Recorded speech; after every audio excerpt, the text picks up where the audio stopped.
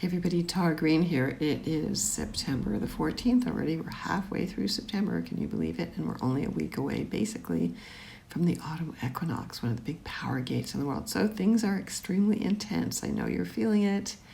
The astrology is very literal if you're living a transpersonal life. By that I mean that you're really aware of what your soul's journey is. So you're probably feeling this intense pushing. So whatever it is that you need to realize unconsciously, your shadows are coming up right in your face, right? So, okay, we have to go through that. The queen just died. That's a huge transition, the queen bee dying. Now, this week, the energies are pretty powerful as well. The moon is in Taurus, so we're feeling a little more grounded today. The moon trines Venus in Virgo. That's nice for diet, for health. Venus in Virgo is very health conscious. The moon will conjunct Uranus, so that's always a big change, but it's always like brilliant insights.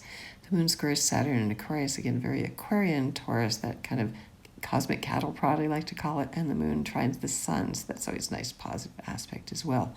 Tomorrow on the 15th, Taurus moon continues. The moon goes void of course, which means it's in between signs at 8:59 a.m. That's Eastern Daylight Time, and then the moon will enter Gemini at 4:16 p.m. Now, the moon trines the sun and sextiles Neptune and trines Pluto, all beautiful, creative.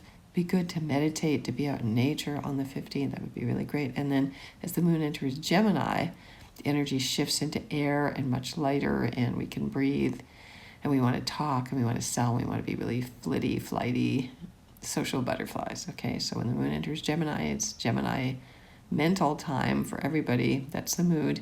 Moon sextiles Jupiter in Aries. That's in Pacific Daylight Time, so that happens on the 16th. Now, there is a big Venus-Mars square coming up from Virgo to Gemini. Now, because Mars is in Gemini for almost 7 months, this is where the love tension between the practicality and the Mars in Gemini, what they call the pure in psychology and Jungian psychology, is like Peter Pan. He never wants to grow up. Venus and Virgo can be very strict, very demanding, very much, you have to get down to work. You have to be responsible. So it can be good for Virgos and Geminis, both ruled by Mercury, and Mercury is retrograde. So there's going to be a lot of going over old romantic conversations and wanting to get your 2 cents in and kind of, all of that kind of energy. Moon trines Mercury in Libra, actually. So again, those conversations are going to happen. The sun also opposes Neptune in Pisces, so this is a practical dreaming day. The moon conjuncts Mars, squares Venus, sextiles Chiron.